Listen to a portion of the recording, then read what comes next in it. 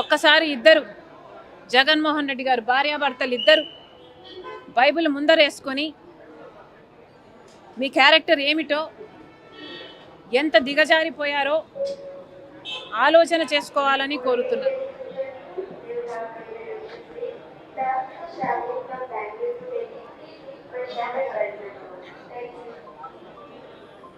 How will you face God? How will you face Dad? And how will you face my children? ఒకసారి ఆలోచన చేసుకోండి. Welcome to Telugu one.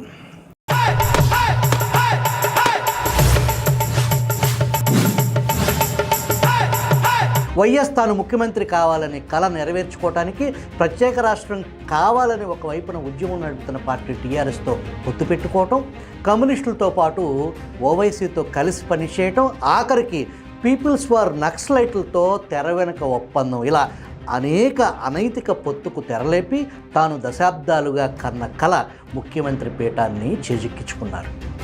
YS ఆకస్మిక మరణం కాంగ్రెస్ పార్టీకి పెద్ద కుదిపే అని చెప్పాలి. జగన్మోహన్ రెడ్డి ఎదురు తిరగటాన్ని కాంగ్రెస్ అధిష్టానం జీర్ణించుకోలేకపోయింది. అంతకుముందు వైఎస్ని కట్టడి చేయకపోవటం, సోనియా కోటరీని నోట్ల కట్టలతో కట్టిపడేయటం పార్టీ గాడి తప్పింది అన్న సంగతి వైఎస్ మరణం తర్వాత అధిష్టానానికి తత్వం బోధపడింది. వైఎస్ అకాల మరణం ఆయన్ని దేవుణ్ణి చేసింది. కేంద్రం దేవుడి బిడ్డను అక్రమాస్తుల కేసులో జైలుకు పంపింది.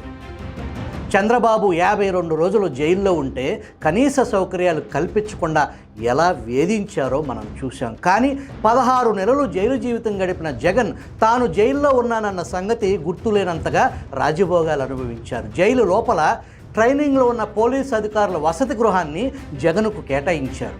యథేచ్ఛగా సెల్ ఫోన్ సంభాషణలు, ఎవరిని కలవాలంటే వారిని కలుసుకోవటం, ఇంటి భోజనం, వేడి నీళ్లు, వ్యాయామం, షటిల్ ఆడటం వంటి ఒకటేమిటి ఒక రకంగా కట్టుదిట్టమైన భద్రతా నడుమ జైలును తన పార్టీ కార్యాలయం చేసుకున్నారు. రాష్ట్ర విభజన సమస్య ఏరికోరి తెచ్చుకొని నెత్తి మీద పెట్టుకున్న కొరివి దెయ్యం కేసీఆర్ తాను ప్రత్యేక రాష్ట్రం కోసం కొట్లాడుతుంటే టీఆర్ఎస్ పార్టీకి అత్యంత ఖరీదైన స్థలాన్ని నాటి వైఎస్ ప్రభుత్వం హైదరాబాద్లో కేటాయించింది. అదే నేటి తెలంగాణ భవన్. కాంగ్రెస్ పార్టీ కేసీఆర్ను కేంద్ర మంత్రిని చేసింది. టీఆర్ఎస్ ఎమ్మెల్యేలను వైఎస్ మంత్రివర్గంలోకి తీసుకున్నారు. అప్పటి వరకు కేసీఆర్ని ప్రోత్సహిస్తూ వచ్చిన వైఎస్ రాజకీయంగా తాను బలపడిన దశలో కేసీఆర్ను తొక్కటం ప్రారంభించారు. కేసీఆర్కు వ్యతిరేకంగా తెలంగాణ ప్రాంతంలో కాంగ్రెస్ పార్టీ ఎమ్మెల్యేలను వైఎస్ కనుసన్నల్లో చిన్నారెడ్డి నేతృత్వంలో ప్రత్యేక తెలంగాణ కోసం కాంగ్రెస్ పార్టీ తీర్మానం చేయించటం అనే తొలి అడుగు రాష్ట్ర విభజనకు తొలి మెట్టు అయ్యింది. వైఎస్ అకాల దుర్మరణం కేసీఆర్కు అంది వచ్చిన అవకాశంగా తీసుకుని ఉద్యమానికి ఊపు తీసుకురావటం, అప్పటికే టీఆర్ఎస్ ఆర్థికంగా బలపడటం కేసీఆర్కి కలిసి వచ్చింది. కేసీఆర్ దొంగ దీక్ష రక్తి కట్టించారు. జైపాల్ రెడ్డి, చిదంబరం మంత్రాంగంతో కాంగ్రెస్ పార్టీ ఆంధ్రాను 2 ముక్కలు చేయడానికి సూత్రప్రాయంగా అంగీకరించింది. కానీ కొన్ని షరతులు విధించింది. టీఆర్ఎస్ను కాంగ్రెస్ పార్టీలో విలీనం చేయటం మొదటిది కాగా, జైల్లో ఉన్న జగన్ను బయటకు తీసుకొస్తే ఆంధ్రాలో జగన్ అధికారంలోకి వచ్చి కేంద్రానికి మద్దతు తెలపడం, ఆ తర్వాత వైసీపీని కాంగ్రెస్ పార్టీలో విలీనం చేయటం, ఇది నాటి కాంగ్రెస్ పార్టీ ఒప్పందం.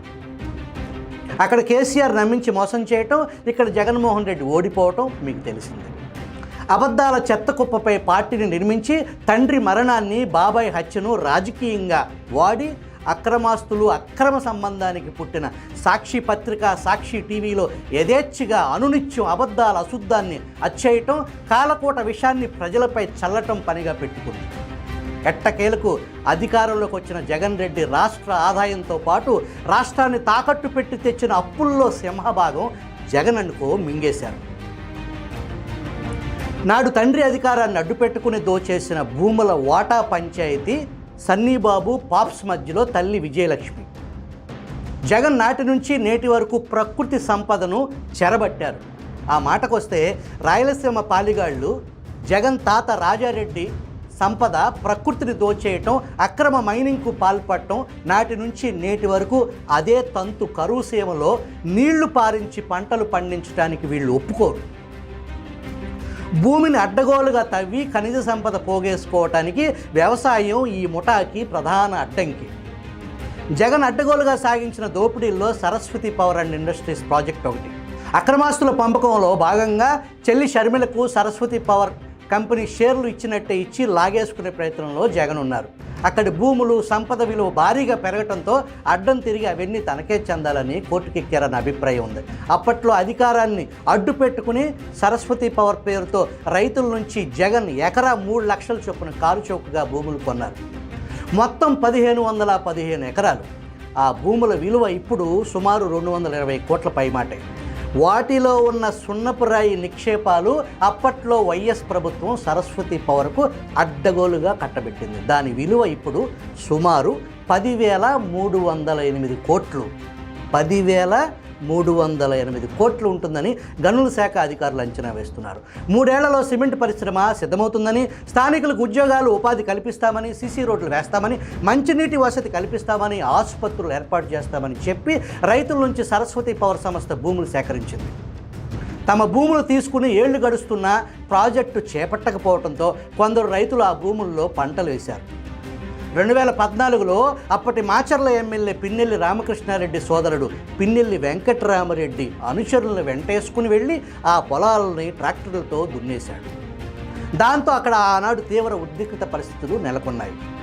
గనులు లీజుకు తీసుకుని ఏళ్లైనా ప్లాంట్ పెట్టకపోవడంతో లీజు గడువు ముగిసినట్టుగా ప్రకటించాలని 2011 ఆగస్టు 10న అప్పటి గనుల శాఖ ఎండీ ప్రభుత్వానికి ప్రతిపాదన పంపారు. చివరికి గనుల లీజు రద్దు చేస్తూ నాటి ప్రభుత్వం 2014 అక్టోబర్ 9న ఉత్తర్వులు జారీ చేసింది. జగన్ అధికారంలోకి వచ్చిన కొద్ది రోజులకే మళ్ళీ సరస్వతి పవర్కు గనుల లీజు పునరుద్ధరించడంతో పాటు లీజు కాల పరిమితి 50 ఏళ్లకు పెంచారు. సరస్వతి పవర్కు కృష్ణానది నుంచి 0.68 టీఎంసీల నీటిని కూడా కేటాయించుకుంటూ తన సంస్థకు తానే ఉత్తర్వులు ఇచ్చుకున్నారు. ఇప్పుడు అక్రమాస్తుల వాటా కోసం తల్లి, చెల్లి, అన్నయ్య కొట్టుకుంటున్నారు. జగన్ రెడ్డి రాజకీయ నాయకుడు కాదు.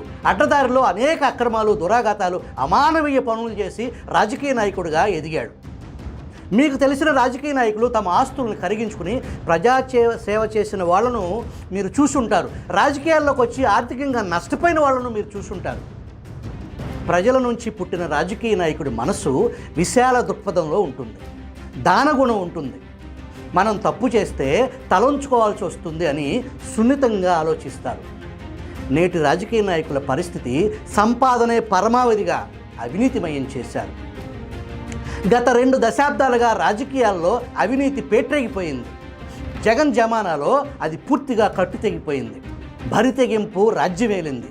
తప్పుడు ఆలోచనల పెట్టుబడిగా మంది సొమ్ము పందికొక్కుల్లాగా, అడవి పందుల్లాగా అడ్డగోలుగా మేసేసిన ముఠా నాయకుడు జగన్మోహన్ రెడ్డి. పిల్లికి బిచ్చం పెట్టనివాడు, కాకికి ఎంగిలి చెయ్యి విధిలంచని మనస్తత్వం కలిగిన వ్యక్తికి తోడబుట్టిన చెల్లి, కన్న తల్లి అనే మమకారం ఉంటుందా? బాబాయిని రక్తపు మడుగులో పడుకోబెట్టిన రాకాసి మోక నుంచి ఇంతకంటే ఏం ఆశిద్దాం?